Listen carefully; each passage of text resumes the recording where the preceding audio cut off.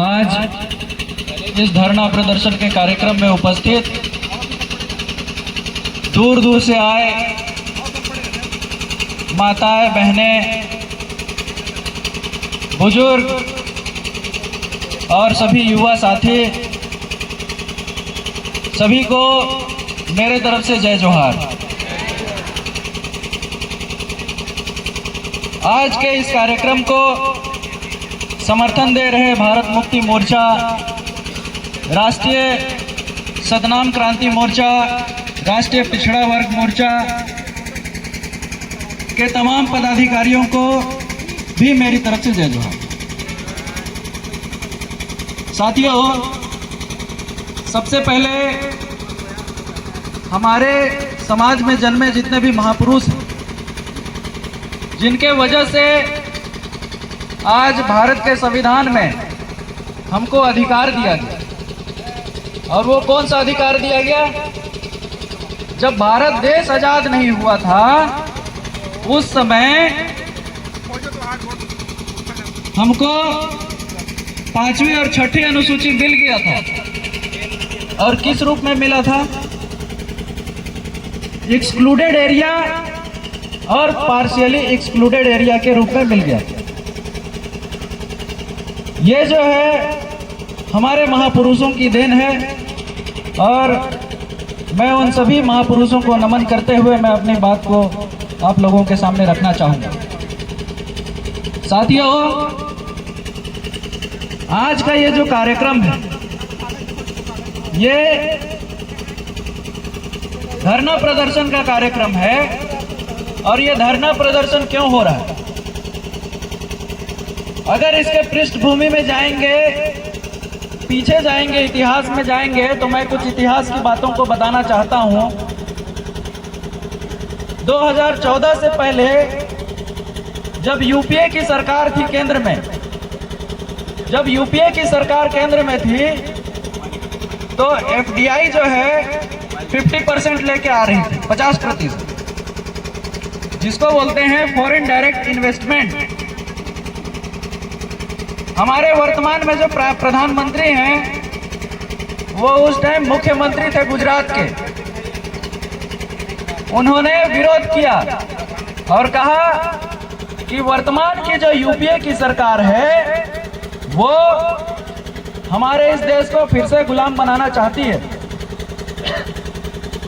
फिर से east India company की तरह कई कंपनियां भारत में आएंगी और उसके बाद में भारत देश गुलाम हो जाएगा, ऐसा उन्होंने कहा और विरोध किया।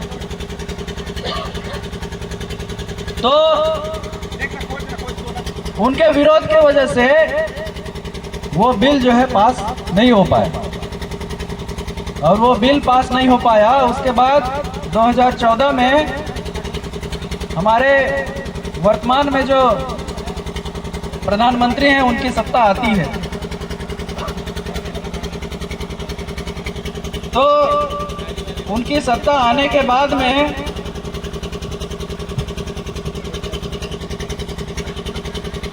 उनकी सत्ता आने के बाद में 100% एफडीआई लागू कर दिया।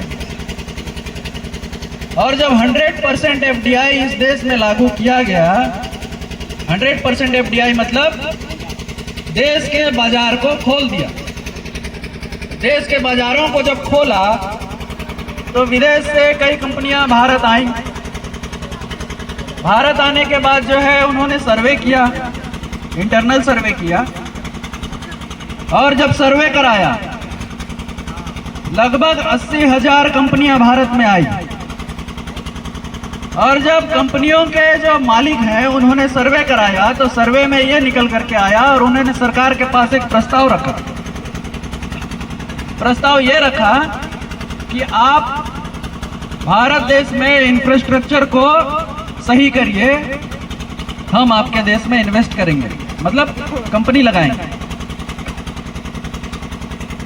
और जब उन्होंने प्रस्ताव रखा उसके बाद भारत देश में इंफ्रास्ट्रक्चर डेवलपमेंट का कार्यक्रम शुरू हो गया। उसके बाद जगह जगह स्मार्ट सिटी बनना, NH तैयार होना, भारतमाला प्रोजेक्ट, रेलवे लाइन, क्या लगता है कि ये हमारे लिए बन रहा है? ये आपके लिए बन रहा है? ये उन 80,000 कंपनियों के लिए बन रहा है? ये उन 80,000 कंपनियों के लिए बन रहा है ताकि वो यहाँ फैक्ट्रियां डाल सकें, उनका जो कच्चा माल जहाँ से आना है वहाँ तक रोड की सुविधा हो, वहाँ तक रेलवे लाइन की सुविधा हो, और मार्केट तक पहुँचाने के लिए रोड की सुविधा हो, रेलवे लाइन की सुविधा हो। सामान बनाएगा तो बेचेगा ना, तो उसको बाजार तक पहुँचाएगा। बाजार तक पहुँचाने के लिए रोड चाहिए ना, तो वो उनके लिए तैयार किया जा रहा है, आपके लिए तैयार नहीं किया जा रहा। और जब आदिवासी लोग इस चीज का विरोध करते हैं तो आदिवासियों को क्या बोला जाता है? विकास नहीं चाहते हैं, विकास के विरोधी। लेकिन हम शासन प्रशासन से ये कहना चाहते हैं कि हम इस देश में विकास के विरोधी नहीं है। आप तो आज देश का विकास करने की सोच रहे हैं। 5000 साल पहले इतिहास में पढ़ लीजिए सिंधु घाटी सभ्यता, वहां स्मार्ट सिटी में हम रहा करते थे, स्मार्ट सिटी में हम रहा करते थे। वहां 5000 साल पहले पक्की सड़कें थी, 5000 साल पहले शौचालय था। वर्तमान सरकार तो 2014 में स्वच्छ भारत मिशन लागू किया और शौचालय बनवाए। अरे 5000 साल पहले हम शौचालय जानते थे, हम स्मार्ट सिटी में रहते थे। तो इसका मतलब ये है कि हम विकास के विरोधी नहीं हैं। लेकिन क्या आप आदिवासियों की हत्या करके विकास करना चाहते हैं? क्या आप आदिवासियों का सत्यानाश करके विकास करना चाहते हैं? जब हम ट्रेन में सफर करते हैं, पहले क्या होता था मालूम है? पहले यह होता था कि अगर सवारी गाड़ी आ रही है, ट्रेन, पैसेंजर ट्रेन आ रही है, तो मालगाड़ी को रोक दिया जाता था। मालगाड़ी को रोक दिया जाता था। क्यों? इसलिए क्योंकि लोगों का जो समय है वो कीमती। वर्तमान की परिस्थिति ये है कि अब पैसेंजर ट्रेन को रोक दिया जाता है और मालगाड़ी को जाने दिया जाता है। क्यों जाने दिया जाता है? जनता से ज्यादा महत्वपूर्ण आजकल धंधा हो गया है, बिजनेस हो गया है। आपसे मतलब नहीं है, आदिवासियों से मतलब नहीं है, उद्योगपतियों से मतलब है। आज हमारे पास जमीनें खोजी जा रही है ना, खोज रहे हैं, जमीन खोज रहे हैं ना। अरे भैया जमीनें नहीं है तो देंगे कहाँ से?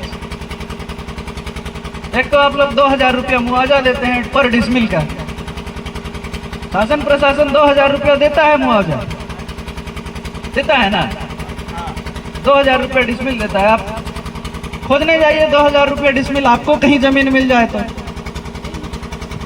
नहीं मिलेगा ना। तो 2000 रुपया डिसमिल जमीन का मुआवजा मिलता है। अरे भैया जब जमीन नहीं है इसीलिए तो बोल रहे हैं ना कि उचित मुआवजा दीजिए, या तो फिर हम जमीन नहीं देंगे। अगर हमारे देश में जमीन बहुत ज्यादा है या धरती में जमीन बहुत है आपके विकास करने के, तो फिर मंगल ग्रह में आप जमीन काहे खोज रहे हैं? मंगल ग्रह में जमीन काहे खोज रहे हैं? कोयला वहां निकालेंगे क्या? ट्रेन वहां चलाएंगे? इंसानी बस्ती वहां बसाएंगे? अरे तो वही विकास कर लीजिए ना मंगल ग्रह में। फिर यहाँ आदिवासी क्षेत्र में काहे को खोज रहे? आदिवासी जानता है कि हमको हमारा विकास कैसे करना है, उसको मालूम है। इसीलिए हमारे विकास की चिंता ना किया जाए। और हमको ये भी मालूम है कि वर्तमान में जो शासन प्रशासन है वो हमारे विकास की चिंता नहीं कर रहा है, वो तो उद्योगपतियों के विकास की चिंता कर रहा है। उद्योगपतियों के विकास की चिंता कर रहा है। टाटा, बिरला, अदानी, अंबानी, उनका विकास होना चाहिए। देश के विकास से कोई मतलब नहीं। अरे देश का विकास का पैमाना कैसे मापा जाएगा? देश के विकास के मापने का जो पैमाना है, वो पैमाना है कि हमारे देश में कितने लोग शिक्षित हैं, कितने लोग नौकरियों में, कितने लोगों का लाइफ स्टाइल चेंज हुआ, कितने लोग विकास के पथ में आगे बढ़े। यहाँ तो उद्योगपतियों के विकास से देश के विकास का पैमाना मापा जा रहा है। हमारे विकास से देश के विकास का पैमाना नहीं मापा जा रहा। दूसरी बात यह है, एक तो वर्तमान में जो शासन प्रशासन में जो बैठे हमारे सम्माननीय अधिकारी लोग हैं, पढ़ते कम। पता नहीं एकेडमिक ट्रेनिंग में उनको ये बताया जाता है कि नहीं कि अनुसूची 5 के क्षेत्र में आपको प्रशासन कैसे चलाना है, पता ही नहीं है। अरे भैया, आप कहीं भी FIR कर देते हैं, किसी को भी जेल में डाल देते हैं। इंडियन पेनल कोड था ना, भारतीय दंड संहिता, उसका धारा 5 में लिखा हुआ था, उसको पढ़ लेते हैं। वर्तमान में अभी भारतीय न्याय संहिता लागू हो गया। भारतीय न्याय संहिता के धारा 1 क्लॉज 6, धारा 1 का 6, आर्मी वालों के ऊपर FIR कर सकते हैं क्या? नहीं कर सकते। उनके ऊपर मार्शल लॉ लागू होता है, उनका कोर्ट मार्शल होता है। एयरफोर्स वालों के ऊपर FIR नहीं कर सकते, उनके ऊपर BNS लागू नहीं होता है ना, BNS लागू नहीं होता। और किसके किसके ऊपर नहीं कर सकते उसमें लिखा हुआ है। और नीचे ये भी लिखा हुआ है, मैं बता रहा हूं, सुन लीजिएगा कान खोल के। नीचे लिखा हुआ है कि जहां लोकल लॉ लागू होता है, जहां स्थानीय विधि उपबंध लागू होता है, वहां BNS प्रभाव नहीं डालेगी। अरे तो जब लोकल लॉ लागू होता है, आदिवासी क्षेत्र में अनुसूची 5 के क्षेत्र में लोकल लॉ लागू होता है, स्थानीय विधि उपबंध लागू होता है, रूढ़ी प्रथा लागू होता है। रूढ़ी प्रथा लागू होता है ना। भारत का संविधान अनुच्छेद 13(3) का क्या बोलता है? रूढ़ी प्रथा को विधि का बल प्राप्त है। रूढ़ी प्रथा को यदि विधि का बल प्राप्त है, मतलब रूढ़ी प्रथा में क्या आता है? रूढ़ी प्रथा में हमारी जो व्यवस्था है, हम अपने समाज का संचालन कैसे करते हैं, हमारा संचालित होने का सिस्टम क्या है, उसके अंतर्गत समुदायगत संसाधन भी है। और उसी समुदायगत संसाधन के अंतर्गत में जल, जंगल और जमीन आता है। उसी समुदायगत संसाधन के अंदर में जल, जंगल और जमीन आता है, तो रूढ़ी प्रथा से संचालित होते हैं। रूढ़ी प्रथा क्या है? हमारा लोकल कानून है। और जहां रूढ़ी प्रथा लागू होता है वहां BNS प्रभाव नहीं करता है, तो फिर आप FIR कैसे किए? आपका जो FIR है वो अवैध है। अनुच्छेद, भारत के संविधान का अनुच्छेद 13 का 1 बोलता है कि जो वर्तमान विधि है, इससे पूर्व, भारत के संविधान लागू होने से पूर्व जितने भी विधियां हैं वो शून्य किए जाए। लेकिन रूढ़ी प्रथा को वर्तमान में भी विधि का बल प्राप्त है। और उसके अनुच्छेद 13 का 2 ये कहता है कि वर्तमान विधि से असंगत कोई भी विधियां अगर राज्य या केंद्र बनाती है तो वो तब तक के लिए शून्य मानी जाएगी जब तक कि वो वर्तमान विधि से असंगत है।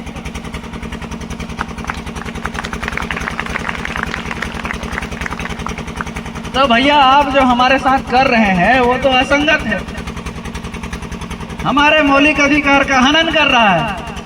अरे भारत का संविधान 12 से, अनुच्छेद 12 से चालू हो जाता है मौलिक अधिकार। तो आप जो कर रहे हैं कि हमको हमारी रूढ़ी प्रथा को एक्सरसाइज करने नहीं दे रहे हैं, रूढ़ी प्रथा को एक्सरसाइज करने नहीं दे रहे हैं, इसका मतलब आप हमारे मौलिक अधिकार का हनन कर रहे हैं। और यदि आप हमारे मौलिक अधिकार का हनन कर रहे हैं तो फिर आपके लिए खतरा पैदा हो सकता है। पहले ही आगाह कर देते हैं, हमारे मौलिक अधिकार का हनन कर रहे हैं, इसका मतलब आपके लिए खतरा पैदा हो सकता है, हम पहले ही आगाह कर देते हैं। तो ये रहा भारत का संविधान का आर्टिकल 13, 244(1) 5वीं अनुसूची, वो पूर्ण प्रशासन नियंत्रण का अधिकार देता है। वो पूर्ण रूप से आदिवासी क्षेत्र में प्रशासन एवं नियंत्रण का अधिकार देता है।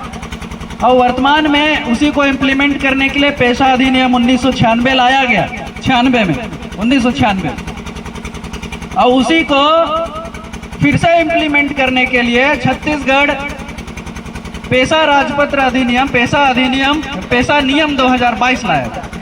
उसमें भूमि अधिग्रहण के लिए क्या बोलता है? एक तो आप लोग नियम का पालन करते नहीं हैं और चले आ जाते हैं मुंह उठा के गांव में, और भी पूरा बटालियन लेके आ जाते हैं। अरे भैया, उस कानून में लिखा हुआ है कि शासन प्रशासन के केवल 2 प्रतिनिधियों को ग्राम सभा में उपस्थित हो करके वहां पे शासन की जो योजना है उसके साथ में मेमोरेंडम ऑफ अंडरस्टैंडिंग ग्राम सभा के साथ में करने का अधिकार है। पूरा बटालियन लेके आते हैं, उसमें सख्त निर्देश है केवल 2, शासन के तरफ से केवल 2 लोग उपस्थित होंगे। ये भूमि अधिग्रहण के मामले में पेशा नियम 2022 में लिखा हुआ है, जाके पढ़ लीजिए अगर नहीं पढ़े होंगे।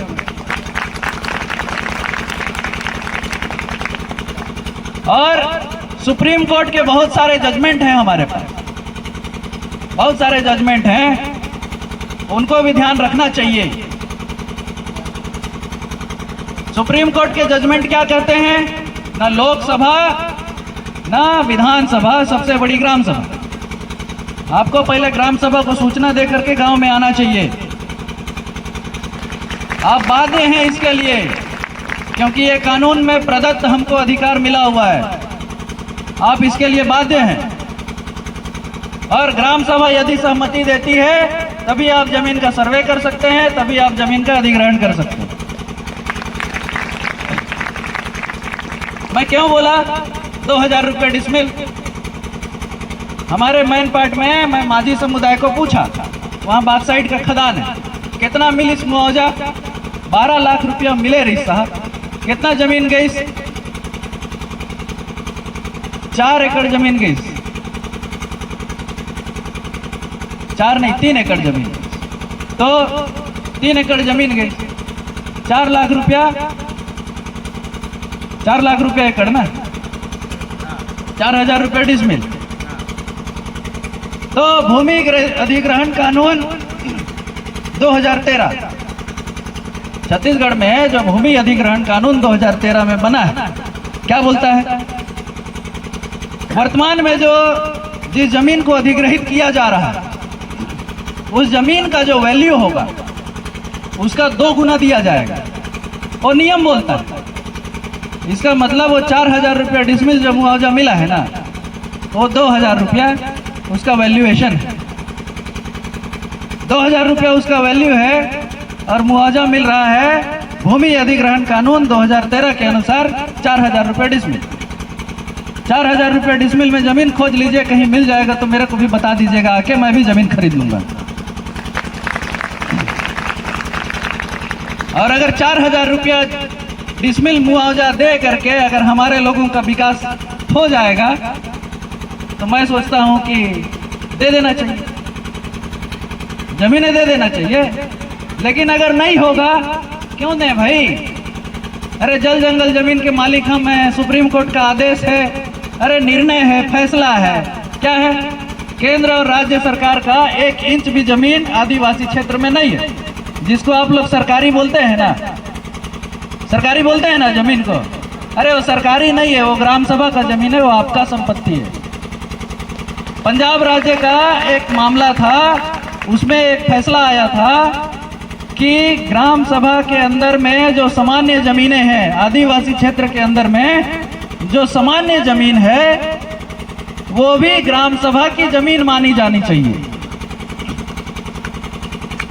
तो वो तो आपकी जमीन है ना, सरकारी थोड़ी हुआ, वो ग्राम सभा का संपत्ति है, वो उसको आप लोग सरकारी बोलते हैं। और सरकारी जैसे बोलते हैं वैसे सरकार बोलता है हाँ मेरा है, बोलता है ना। जैसे हम सरकारी बोलते हैं तो सरकार बोलता है हाँ मेरा है। अरे साला हम सरकारे को दे दिए तो बोल रहे हैं देने वाले को कोई दिक्कत नहीं है, लेने वाले क्या दिक्कत है कि नहीं है? अब देने वाले को कोई दिक्कत नहीं है, लेने वाले क्या दिक्कत?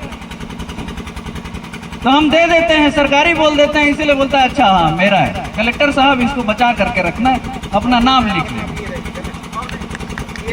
है ना।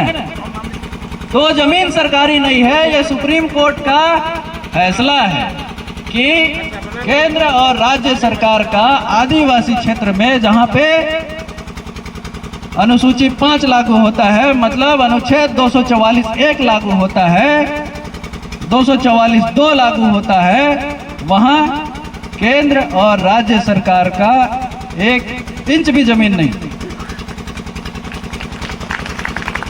तो वर्तमान में जो हमारे देश में और हमारे क्षेत्र में जो हमारे लोगों के साथ जो अन्याय किया जा रहा है, जो अन्याय किया जा रहा है, हम उसका विरोध कर रहे हैं, हम विकास का विरोध नहीं कर रहे हैं। आप 2000 रुपया डिसमिल जमीन लेके 2000 रुपया हमको दे के 4000 रुपया दे के सोचते हैं देश का विकास हो जाएगा।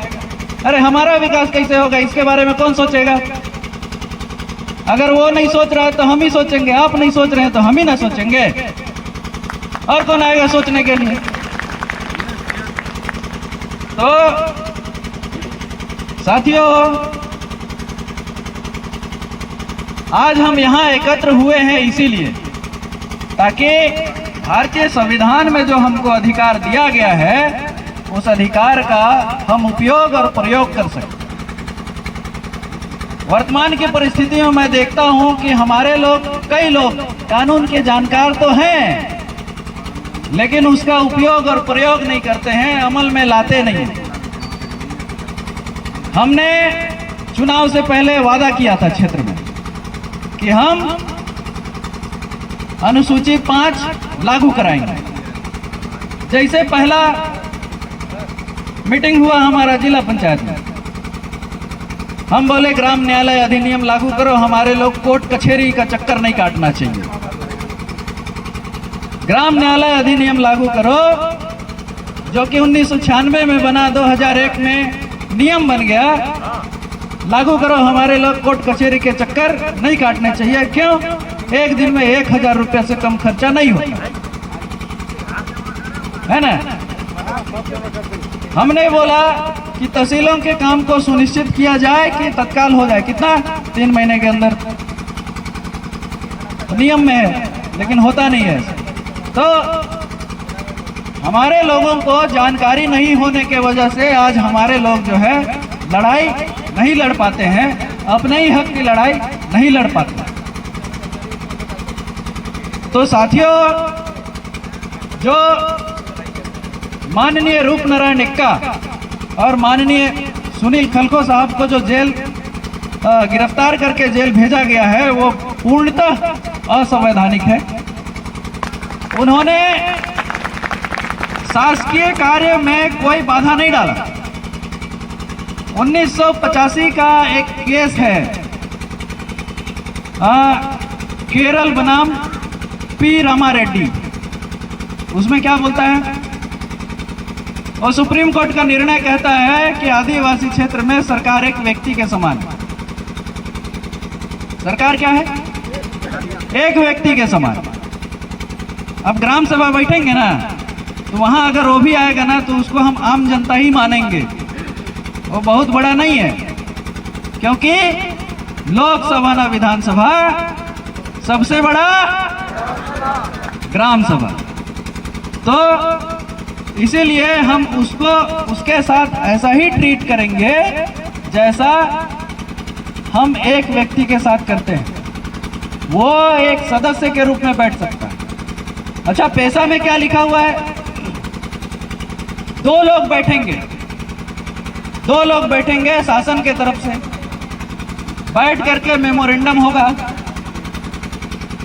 शासन उस परियोजना जो स्थापित करना चाहता है उस परियोजना के बारे में विस्तृत जानकारी देगा और उसके बाद में वहाँ जो लोग प्रभावित होंगे उनके लिए क्या व्यवस्था किया जाएगा उसके बारे में पूरा लिखित में ग्राम सभा को देगा, तब जाकर के वो स्वीकृत होगा।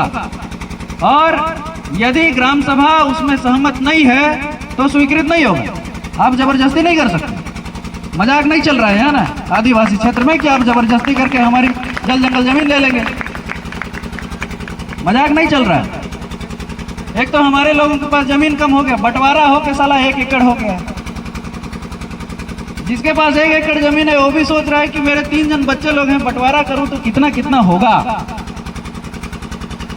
उसमें धान लगाएगा कि साग सब्जी लगाएगा, महीना भर के लिए खाने के लिए होगा कि नहीं, साल भर के लिए खाने के लिए होगा कि नहीं, सोच रहा है।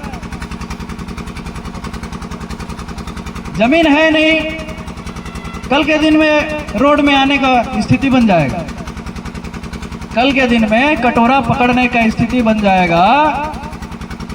और एक तो जमीन नहीं है और आ गए जमीन लेने के लिए, लेकिन निशर्त मांग रहे हैं, अपना शर्त थोप रहे हैं। अरे आदिवासी क्षेत्र में ऐसा नहीं चलता है भाई।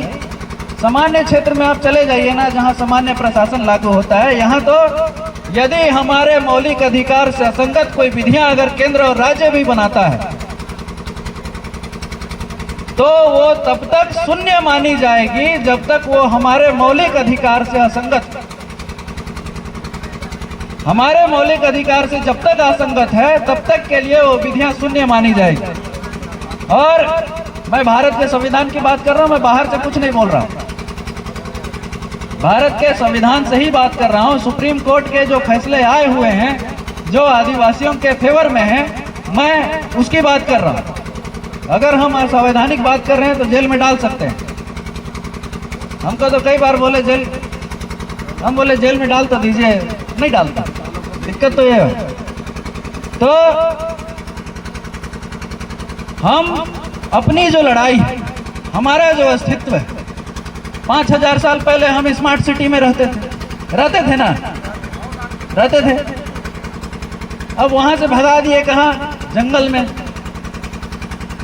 अब जंगल में भी रह रहे हैं तो जंगलों से भी भगा रहे हैं। कहाँ जाएगा आदिवासी? कहाँ जाएगा?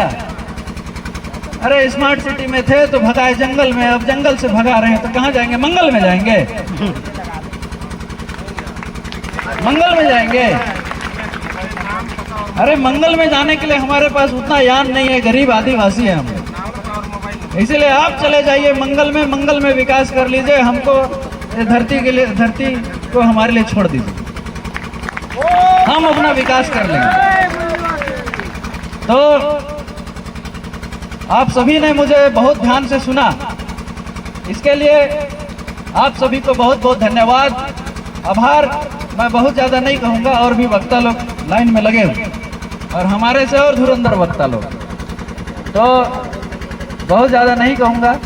मैं अंतिम में एक बार अपना परिचय दे देता हूँ। मेरा नाम निर्मल कुजूर है, इंजीनियर निर्मल कुजूर, और मैं वर्तमान में जिला पंचायत सदस्य सरगुजा। आप लोगों ने मेरी बात बहुत ध्यान से सुना, इसके लिए बहुत बहुत धन्यवाद, आभार, और पुनः सभी को जय जोहार।